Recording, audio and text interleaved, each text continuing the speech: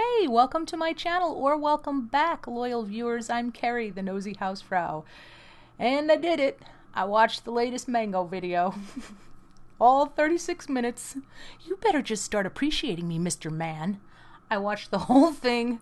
I'm a little punchy right now because I had to go back and watch more parts and collect things and think about things, and I'm not doing that. Covering mango on this topic, it's done for me after this, and I think you'll understand why. It'd probably be relieved, most of you. But, well, I'll explain where to begin. I start watching the video, and clearly he's chuffed. He is so over the moon and fired up at the growth of his channel. It takes him till the 3-minute and 59-second mark to do his welcome intro, where he's like, hi, I'm, Steven, and welcome to my channel, and I cover beauty drama in the beauty community. And go ahead and push that subscribe button. A little bit into the video, he starts talking about Channon and how she lied about saying he was lying and how he's going to have proof. And he was talking about slander and libel and actually talked about getting her phone records, which made no sense to me because why not just show your own phone records? They're a lot easier to get. And believe me, you're not going to get her phone records through the court. A judge has to approve that. And there has been no crime committed. It's hard to get phone records even from a stalker. Does his husband know how much he doesn't know before he goes online talking about the law? I mean, your husband is a lawyer, but he's not a magician who can bend the law to his will. You're not going to get those phone records, and I don't see why you would need or want them. He was talking about going into AT&T with his phone. It's like, could I do that? No, you can't do that. He is really clueless about a lot of things. I remember one time, as an aside, he was talking about Jennifer Lawrence, the actress, and said, I don't know, I think she's like 34. I don't know if she's a millennial or not like me. She's a year older than him, and even if she was 34, she would be a millennial. He's a millennial and he doesn't know that. I don't mind telling you, I think he says things that make no sense at all. At one point, he held up Shannon's book and then started crying out of nowhere, which a lot of people thought was hilarious and very put on and fake.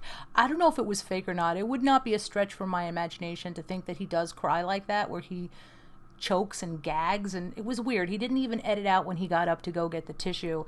And that's odd to me. I usually feel instant empathy for anybody in tears, but I didn't for him. And part of the reason why is because it's so unconscionably wrong to say the things he was saying and then go to out somebody and try to make her look bad with absolutely no dirt at all. Nothing that anybody didn't know.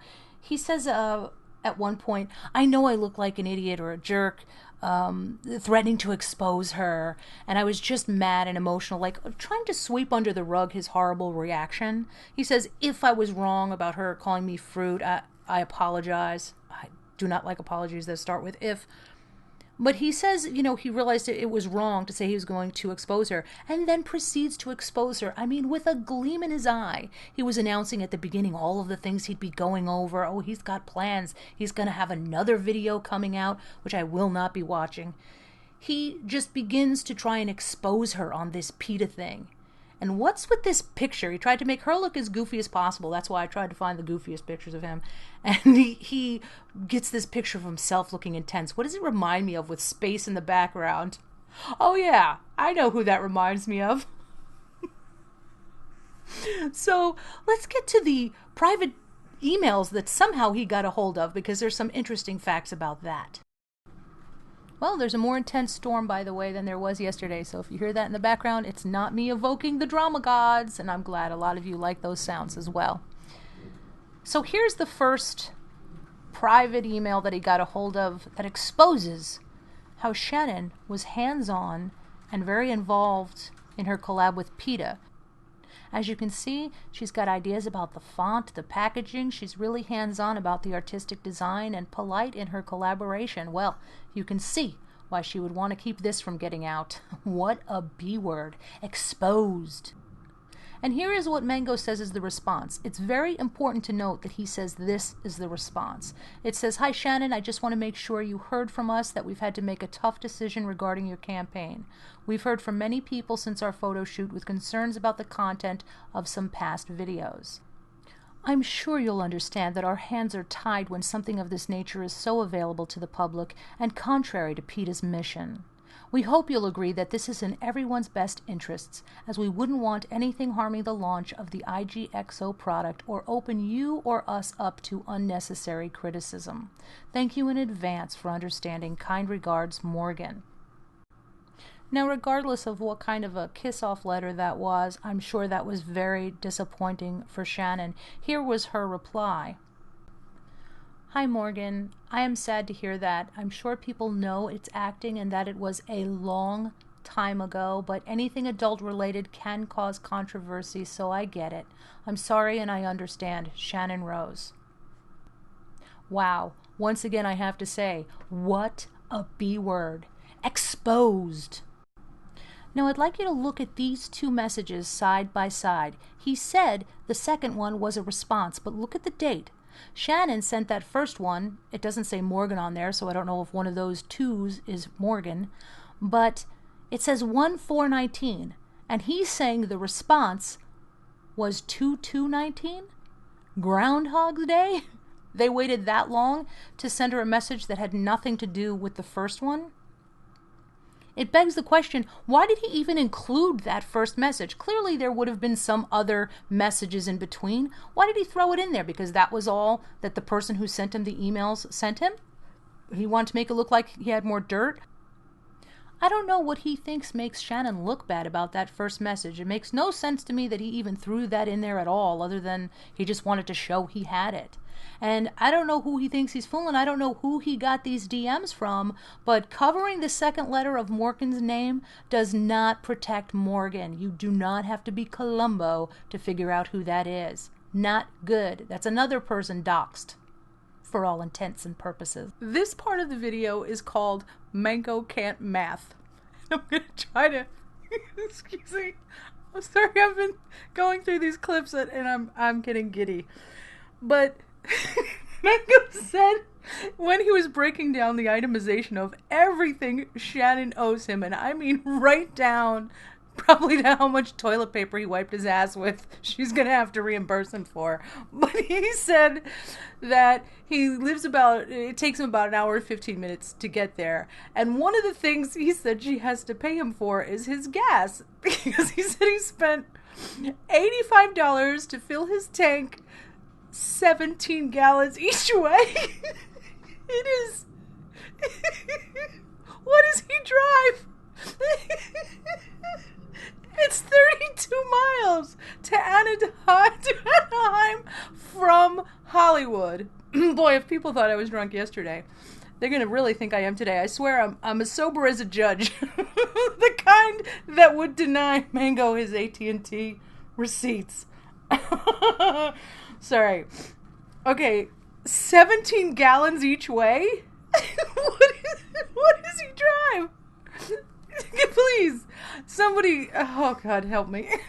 So, yesterday I tweeted out something that had occurred to me about Mango saying his ticket was $200. I said the gas thing was hilarious to me. Who says that? And who told him to stay 3 days? Also, how was his ticket $200? They didn't have $200 tickets. The prices were $170, $180, $250 and up. Is he rounding up or down? LOL. And somehow he addressed this in his video today, so maybe somebody else brought it up to him, because there's no way he would have seen my tweet having me blocked. That's not possible that he's looking at other tweets about him. And this is what he had to say about his ticket price. I'm going to say this without laughing. This is a direct quote from the 1347 mark of Mango's video. The VidCon ticket, that was about $200-ish with the 10% off coupon. It was like $250 at one point. I got it for about $200. So there you go. He had a 10% coupon. That's how a $250 ticket suddenly became $200. That Channon owes him, of course. So I think I found Mango's new calling. I mean, I was not the valedictorian and math wasn't my best subject, but I'm pretty sure if you could take a 10% coupon and somehow turn that into an 80% discount, you, sir, are sitting on a gold mine. And there's more. There's more math problems. At the end of Mango's video, which sounded very scripted, he did it voiceover style. He talked about other drama channels, a gang of drama channels having a vendetta against him. Never mind that we could go down a list systematically of what he did to each and every one of the people he managed to piss off. But he actually says, and I quote, "And Channon, looking for clout to get her videos up on her channel, decided to come for a much smaller creator who only has 40,000 subscribers, but a much higher view count." Stop right there. On what planet do you have a higher view count than Channon Rose? Take a look at her worst channel. I know of two that she has. The one that doesn't do as well as the other one is only nearing 500,000 subscribers, the Rose family. Just glance at her last videos versus his last videos, and please tell me how he can say he has a higher view count. Now, I didn't look at their overall views. I don't know how many years he's been doing this versus how many years she's been doing this, but clearly when you say you have a higher view count, you mean per video. That's how everyone's going to take it. And there's no way that he has a higher view count than hers. Is he crazy making a claim that is so easily disputed? What is he thinking? Oh, and I can call him crazy, by the way, because he's even called himself crazy. We have that kind of joking between us. Thank you so much if you've listened this far. I really do appreciate you. Kaya appreciates you too. Please consider liking, subscribing, and hitting the notification bell. If not, that's fine. No hard feelings. I'm going to expose you, oh my God, expose you, and send you an itemized list for the money you'll have to reimburse me for. See you next time.